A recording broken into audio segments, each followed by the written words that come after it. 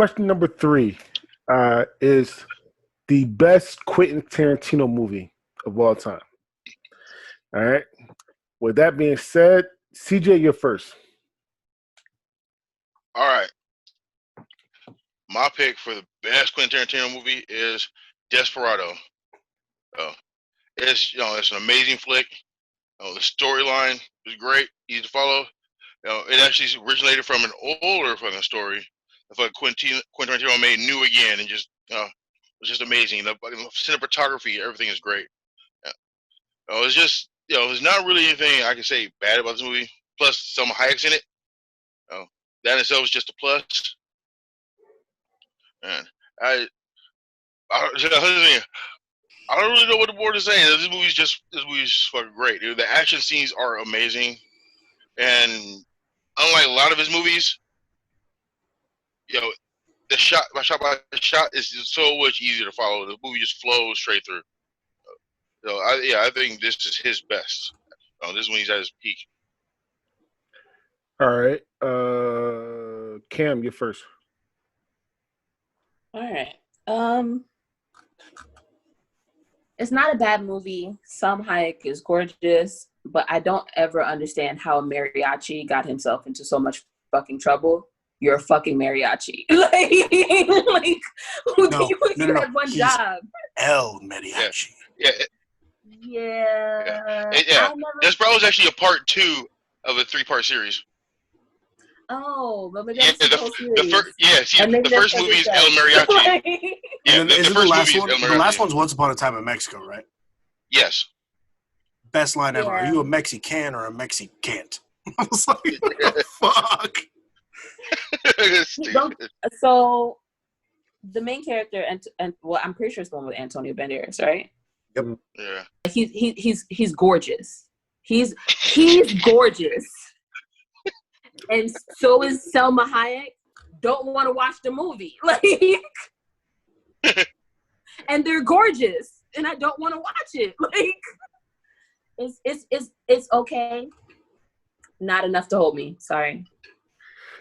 All right, it's on me. Shout out to the cast. Now, obviously, we all just said that Antonio Banderas and Selma Hayek is fucking gorgeous. Yes, they are. However, Steve Bellucci and Denny Buscemi, whatever his name is, and Denny Trejo. I'm fucking left up too.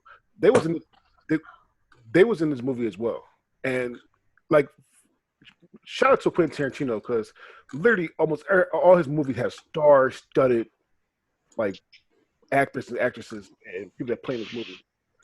And another thing I like about the movie as well is the fact that I love Latin music. I do, and this whole soundtrack for this movie is amazing. However, this shit was so over the fucking top. It had a guitar case, a guitar gun case, and a guitar bazooka case. Like come the fuck on, man. Come on. No, when he fucking cocked that shit. Come on, man. Come on, man. This shit seems so fucking fake. I mean, don't get me wrong, most movies seem so fucking fake, but it just, oh my goodness, it's just so over the top, man. So over the top. And I'm surprised he didn't die then. He should have died then. All right, Evans, on you. I have a bomb to drop. So the category is Best Quentin Tarantino Movie. Mm-hmm. It is not Best Movie with Quentin Tarantino in it. Desperado was written, directed, and produced by Robert Rodriguez, not Quentin Tarantino. So I thought I was the only person that was trying to figure out what the fuck. So CJ, if you look at Quentin Tarantino's directorial debut or directorial listings, Desperado is not on there. Worst pick of the entire show. Ooh. But I mean, like that wasn't specific when you're right. But to be fair to CJ, it wasn't specific. I'll take the L. No, I know. I'll take this L. Yeah, I've gotten Evan with that like 3 times. He has. He really has. Yeah. So yeah, I'll take this L. But right. with that being said, Desperado, in my opinion, was the worst of the 3, but it wasn't terrible. I preferred El Mariachi was the best, and I liked Once Upon a Time in Mexico because of Johnny Depp. I'm a Johnny Depp fan. And I know that there's a lot of stigma around being a Johnny Depp or an Amber Heard fan. We're not going to get into that. But regardless, I liked all three of the movies. Desperado was like the one I was like iffy the most about. Mainly because I get creeped out by Steve Buscemi. I do. Like when I said one of my favorite bad movies was Grown Ups, Steve Buscemi is the worst part of that movie. So with that being said, in terms of Quentin Tarantino movies, yes, Quentin Tarantino was in this movie. It was the same thing because I would have picked From Dusk Till Dawn, but Quentin Tarantino didn't direct that movie. He was just in it. Well, here's the thing too. I didn't know he didn't direct that one either. Nope, that was Robert Rodriguez as well. We did say Quentin Tarantino movies. We didn't say his director. Right, which is why I even said, you know what, I would not really discredit CJ's pick because I didn't specify directed movies. Mm-hmm. I thought it was implied, but you can't run on implications. You have to be upfront and say what's going on. So, CJ, nonetheless, you did pick a Quentin Tarantino movie, so congratulations. Yeah. But his character name, Pickup Guy. Yep. He ain't even got a name. Pickup Guy. All right, Cam's on you. Okay, so I want to preface this by saying my first choice was taken. So I went with a classic. My movie choice is Jackie Brown, and I'm going to try to make my explanation as clear and as short as possible. Pam Grier. Okay? Pam motherfucking Grier. That's it. All right, I will go first. Because again, I said like I said, all Quentin Tarantino movies or movies he's in have star-studded people, actors and actresses in it. And you can't go wrong with Pam Grier. I don't know if I don't remember if she showed titties in this, but that's really what you're thinking about. If you watch any old Pam Grier movies, that's why any. I watched this whole movie waiting for titties. Yeah, my point is that's like any male watched Pam Grier movies back in the 80s and the 70s where we came out. We watched them for her titties. You didn't watch them for her acting. She has some perfect breasts. You're beautiful. Oh, Jesus. Whew. Love you, Pam Grier. However, I want to run down some of the cast in this movie. It's like I said, this movie has a great cast. First, you got Samuel L. Jackson. Motherfucker. All right. Mm-hmm. You have Chris Tucker. Robert Foster. Robert De Niro. Michael Keaton. And Tommy Lottie. You got Debo. Zeus. How do you not mention Bridget Fonda? Okay. One thing that I'm sick and tired of movies with Samuel Jackson. And I mean, I know I got wild hair too, but he picked some roles where his hair is all fucked up. His fucking beard, bro. His beard in this movie. That shit was long as fuck, bro. Samuel Jackson's hair. All right. He picked some roles that even in a movie coming now, his hair is kind of still fucked up. And he just has some fucked up hair. This movie was way too long. And the middle of this movie just was drawn out. Like just super drawn out. Like you can make this movie much better if you cut some of the fat off in this movie. 2 hours, 34 minutes. Yeah, you cut some of that fat off in the middle. Yeah. It would been. Besides that, it's an okay movie. Just cut some of the fat off in the middle, and then you're fine. So that's what I have. Evans, on you. So let me start this by saying Jackie Brown the movie did Chris Tucker so wrong. Dre was watching for Pam Grier's titties, possibly. I was watching for Samuel L. Jackson, Robert De Niro, Michael Keaton, fucking Robert Forster, and Chris Tucker. You looking for titties? We've talked about this. Pam Grier wasn't my cup of tea. We've talked about this. I've said this before. So damn unseasoned, Evan. when he's like, hey, I need you to get in the trunk and hold the shotgun. And when I open the trunk, you go pop out. Just cock it. That's all you got to do. I ain't trying to kill nobody. You ain't got to. Fucking drives around the block, opens the trunk, pop, pop. Oh, I was like, my man Chris Tucker just got done so dirty. And then when they're walking out the mall, and Robert De Niro's like, hey, shut up. He's telling the girl to just shut up. Stop talking. And he's like, where'd I park? Blah, blah, blah. He turns around. Pop. Pop. I told her it was over here. I was like, damn. But, I mean, that's a Quentin Tarantino movie. Anyone can die at any fucking time.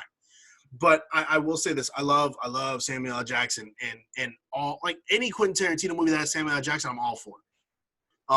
But I will say this. It is the only movie that Quentin Tarantino did not write himself. This was actually adapted from a book called Rum Punch. It's the only movie he's directed that wasn't written by him. God damn. Look at that. So look at Yes. Hey, baby. Damn, great. Gorgeous. You got to remember, I'm the guy who said I was the replacement Aunt Viv fan. Oh, Jesus Christ. So, No, Pam Grier's amazing.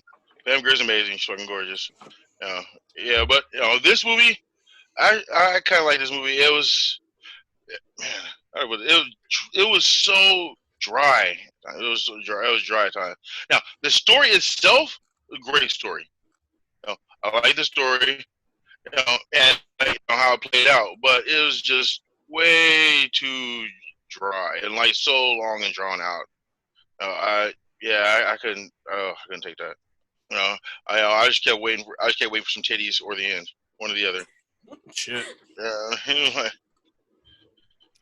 All right. So it's my movie. I'm gonna go next. My movie. Honorable mentions. All right. Oh, you motherfucker! Honorable mentions is one is Pulp Fiction. Nobody picked Pulp Fiction, which is surprising to me. It was up there. No, it's not. Number 2, Reservoir Dogs, which is a fantastic movie. And 3, another underrated movie that a lot of people didn't see, I guess, was The Hateful Eight. Now, my movie is Kill Bill 1. Jesus Christ. Over the motherfucking top. Kill Bill Volume 1. Okay? Volume 1, not 2. 2 sucked. Okay, listen. I'll get nobody say Kill Bill Volume 2 was the fucking worst. And I hope that garbage. I hope that when Kill Bill Volume 3 comes out, it was better than Volume 2. But Volume 2 was hot garbage. It was. Now, the first thing I need to say about Kill Bill Volume 1 is has my favorite fight scene, my second favorite fight scene in the movie. My first favorite fight scene is Ip Man, the 10-1 fight, which is fucking amazing. But this fight scene, yes, it's over the top. Yes, it has blood in it. But the choreograph for the fight scene is amazing. All right. If you have some time, look on YouTube to look up the choreograph for this fight scene. It is amazing. The story is not that bad either. Again, it's over the top. But it has like very, very, very dark humor in it. From the wig of the toe when he had to kill the guy for trying to rape her when she was in comatose. And another beautiful lady in there with Vivica A. Fox. Vivica A. Fox is beautiful as hell. So I mean, it's not a bad movie. My pick was actually taken as well. So it's not a bad movie. But if I had to choose, like my second favorite, Kill Bill Volume 1 would be definitely it. Oh, also Quentin Tarantino did direct a story in Sin City, and I was pick Sin City as well, but it was only one story. Was he the Mickey Rourke one? No, he was the hookers killing the cop one. Oh yeah, that makes sense. Yeah. Yeah. All right. With that being said, Evan, you first. Oh man, what can I say about Kill Bill Volume 1? It was interesting. The fight scene with Vivica is fucking hilarious. I see. My thing is, I have a hard time telling Kill Bill 1 and 2 from each other. because they're just they're so drawn out that they feel like I've just watched both of them in one sitting. With that being said, shame on Quentin Tarantino for making Uma Thurman drive that car and get a fucking concussion. Have y'all ever heard that story? Yeah. Yeah. But realistically, it's just that movie was weird. Still, like I said, Kill Bill Volume 1 and 2, it's all just one movie. Just release it as Kill Bill.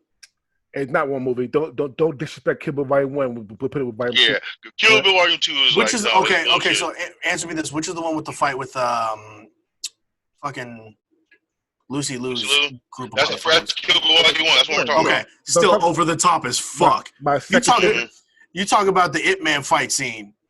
She fights like what, 40 dudes on one, and murk all of them, and almost all their heads come off. A lot of blood. A lot of fucking blood. That was a great fight scene. That was up there for me with fight scenes like the one from the first Deadpool on the fucking bridge when fucking this guy wore the brown pants. All right, CJ's on you. All right. I gotta say, this is a pretty good flick, man. The action scenes are fucking amazing. I love it. The thing that gets me is like, everyone knows like Quentin Tarantino likes to fucking play with like the storyline, and how he tells the story thing, and that actually bothers me. And this movie is not as bad as some of his other ones, but it's bad enough to be annoying to me. Just fucking like, all right, we're gonna tell this part of the story, but then we're gonna go over here and tell this part of the story. All right, then we're gonna come up in here, and that kind of gets on my nerves. It's a little frustrating at times. But this one isn't as bad as some of his other ones. Some of his other ones are Pulp Fiction. It's horrible with that. But this one, this one's not bad. But yeah, it's just annoying.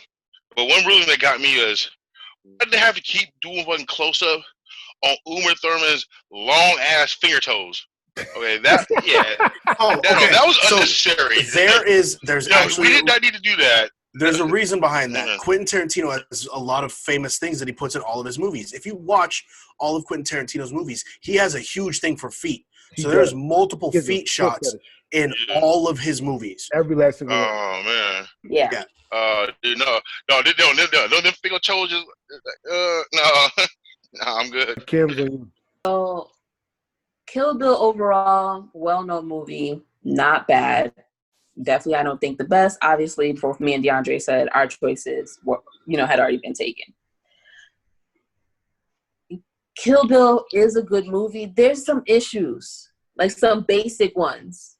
Like, what was Uma Thurman's character's name? Woman. She just referred to as the bride in the first one. Yeah, isn't she the bride? She's just the bride. Yeah, she's the bride. And I was just like, so you didn't bother to name her. But she doesn't have a name. So it's just like, anyway, there's that. The toe shots for Uma Thurman. I already know Quentin Tarantino has certain things he always does. Shots from up from a trunk or something like that. Yup. Feet shots, things like that. So there's certain things that are in all his movies. I just personally don't like her feet. I don't hate feet all around. Hers are just not the best. There were certain parts where I was just like, okay, bitch, like you wake up from a coma, someone's raping you. This is horrible. You killed them, great. But then you teach yourself how to walk afterwards. Like, I just don't think coming out of a coma, you're that efficient. I'm cool with it. You did something great. But just like, really though? So I'm just like, it's just, no matter how much of a badass you are, I can't see you waking up from a coma and immediately killing people and then stealing vehicles and like riding a bike. Yourself how to walk after. Like it's kind of just like, I would feel like you would teach yourself how to walk and then you'd be fighting people and then you'd be considering, robbing and stealing vehicles and all. Like it's a good movie. It's just I don't think they thought it. The one thing I did have a problem with was literally what Cam just said. She killed the dude, the child raper, wiggled her toes, and then hopped on the plane to what was the Asian country, like like she hopped on the plane to get a samurai sword. She just said fuck everything. She didn't say go anywhere else. She just hopped on the plane and just got a samurai sword. Then for some reason got the sword through customs. Came back to the USA and they killed Where'd you get everybody. the money for the plane tickets? Yeah, right, bro. Yeah, I doubt Pussy Wagon have fucking money in it. All right, last but not least, Evans on your movie. Real quick, DeAndre said honorable mentions, but he forgot two of the best Quentin Tarantino movies ever, in my opinion. Inglourious Bastards and Once Upon a Time in Hollywood. Both uniquely starring Brad Pitt. I actually really enjoyed both of them. Whatever. I know DeAndre's kind of like, Just say you're a Brad Pitt fan and go. Hey, I like Brad Pitt. I'm not mad at Brad Pitt. Let's get ahead of ourselves. The best Quentin Tarantino movie of all time was stolen from Cam, was stolen from DeAndre. I picked it first because I chose the category. The irony of it all. Django Unchained. The first time I saw this movie, I thought it was the best movie I had ever seen. I've seen other different movies. This is hands down the best Quentin Tarantino film ever. DeAndre always talks about star-studded cast when it comes to a lot of movies. You want to talk about star-studded cast. Jamie Foxx is Django, Christoph Waltz, Leo DiCaprio, Kerry Washington, Samuel L. Jackson, right there. Those five, boom, Hall of Fame at the top of their game. Not to mention my personal favorite role Leonardo DiCaprio has ever played. I know that he was a slave owner, he was racist, but Leonardo DiCaprio's dedication to getting into character and the fact that he even said he felt bad playing this character around the cast of characters he did, and Samuel L. Jackson told him to stop being a pussy. That was one of the fucking greatest things I've ever heard. This movie is long. Talking about how long Jackie Brown was, this movie is 2 hours and 46 minutes start to finish. That's a long movie. Christoph Waltz, I love him. He was great in Inglourious Bastards. He's even better in this. The violence, talk about crazy violence. It's not as over the top as Kill Bill, but this is like it's tasteful violence in a sense. There is a scene, which is one of my favorite scenes in the entire movie, that was completely fucking improvised off the script, which was when fucking Leonardo DiCaprio slams his hand on the table, breaks a glass, cuts his hand open, runs with it, and rubs his blood all over Kerry Washington's face, completely in character, and it made it into the film. The fact that Leo DiCaprio just improvised that shit, Kerry Washington went with it, it just, oh my God, it's just crazy. But this also is a really good peek into what the slave trade was back in the day. You look at Leonardo DiCaprio's treatment of his slaves, that's exactly how it was. I'm assuming, I wasn't there, but from all the stories everyone's told, and it's insane that he goes there. You know, it's insane that a director like Quentin Tarantino would make a movie like that about slavery. But in the long run, Jamie Foxx's character fucking comes in and saves the day. Is like a badass. That shootout at the end, fucking fantastic. It's such a good piece of cinema. It's one of my favorite movies of all time. It's the best Quentin Tarantino movie of all time. Regardless, yes, I did choose this, which is weird that the one white person chose this movie. All right, CJ, go first. I gonna lie, dude. I love this movie. I love it to death. You know, and like you're talking about and how long it is. Watching this movie, you don't even feel it. You don't even feel it as that long. Such an amazing movie. It's just You're so immersed in it. And yeah, I wouldn't say the violence is gratuitous. Yeah, I'm never gonna see anything bad about that.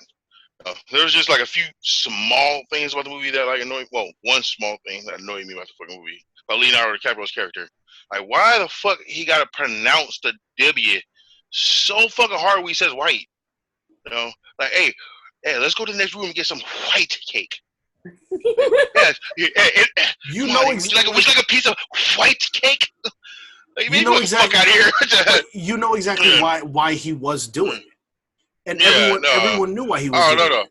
No, I did that, but that kind of got on my nerves. Like every time he did that, that just like kind of irked me a little bit. It's like Stewie when he says "cool yeah. whip." Yeah, for real. Well, yeah, but no, what really got me though is fucking Samuel L. Jackson. That motherfucker is an amazing fucking actor. You know, I used to think he'd never do no wrong until I finally saw this movie. Then it's just, I hated that motherfucker for at least a good week. I couldn't watch anything that he was in. I couldn't even look at him. You couldn't even show me a picture of him around me. Get the fuck out of here. I know. I hated that motherfucker so fucking much for this role. Like, no, fucking, hey, Samuel L. did his thing. He was just, he was too good. he was too good. Yeah. But like I say, no, this is a fucking amazing flick, dude. Everybody should watch it. All right, Cam's on you. Okay, so I want to start off by putting the disclaimer that by the time I had been put on the show, it had been chosen, not because it was faster than me. Just to be clear, so I respected that.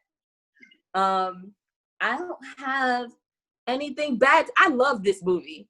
I repeatedly watched this movie for absolutely no reason because I enjoy this movie so much. Like on a fucking Tuesday at 5, like just gonna watch Django. Actors, dope. Sound, music. I need 100 black coffee. Yeah, great soundtrack. Fucking dope. Okay. Like everything about this movie is amazing. The only hurtful part about the movie is that it's accurate in a lot of ways. And so if you're knowledgeable about that,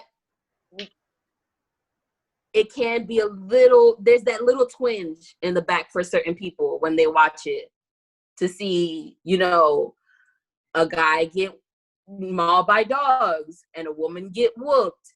Like, what? And things like that. You have that moment where you're just like, ain't this a bitch? But overall, when you're done watching the movie, you're not upset because the movie's amazing. So that is all I can say. If you haven't seen it, go see it. If you've seen it, go see it. And I'm going to watch it later. It is on Netflix. It's on Netflix for anyone who wants to watch it. All right, I'm going to go. And Evan, you get the award for this movie can't do no wrong. This is literally the best Quentin Tarantino movie he had. Like everyone keeps saying that the actors and actresses in the movie was fucking amazing. I'm going to pick it back off what CJ said. Not just Samuel Jackson, who reminded me of fucking Uncle Ruckus. However, I hated with passion Leonardo DiCaprio. Listen, those two motherfuckers. I wouldn't listen. If when I first saw that movie, if I would have saw those two right after the movie, I would have whooped their ass. They did such a good job with those two roles. And I knew I was gonna hate Samuel Jackson's character from the jump when he said, "Matt, who's this? Who's this N-word?" Like what? Oh come on!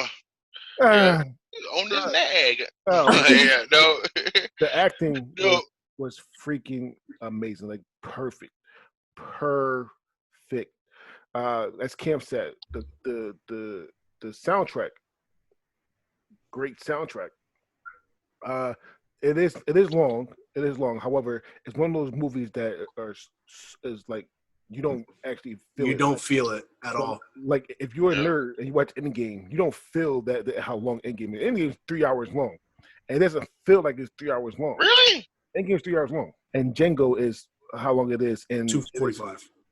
And you don't feel it like it is a beautiful made movie from start to finish. This is a great movie, the best Quentin Tarantino movie. Period.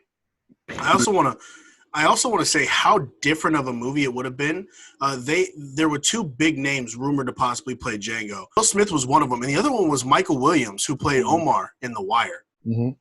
I think as good of actors as they are, I think Jamie Foxx nailed it, and it would be so weird to think of a world where that was played by Will Smith, who at this point in time, he was already, in his 30s, early 40s, something like that? Probably This was in the 40s. 2000. Yeah. So for Jamie Foxx was still early 30s, I believe, when this came out, and Michael K. Williams would be even older. So it's like I think Jamie Foxx was the perfect role for this. I would throw my other favorite actor in there, who was going to be Michael B. Jordan. I think he would have done great in that. This was fantastic, fantastic movie. I said Michael B. Jordan and happy. She's like, No, I was kind of shocked that you said that. That was what that face was. I didn't see that. Why is that so? I think he's a fantastic actor. Yeah, he says it a lot. He's a good actor, but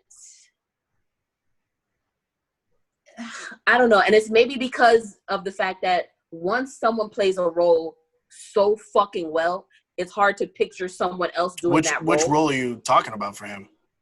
Well, no, I thought you were saying that as far as for. Oh, my bad. Yeah, gotcha. So that may be part of it, but I feel like Michael B is the slightest too pretty boy to be Django. Not that that actually makes a whole lot of sense. Yeah, handsome, but I feel like Django needed this smidgen of potential ruggedness that.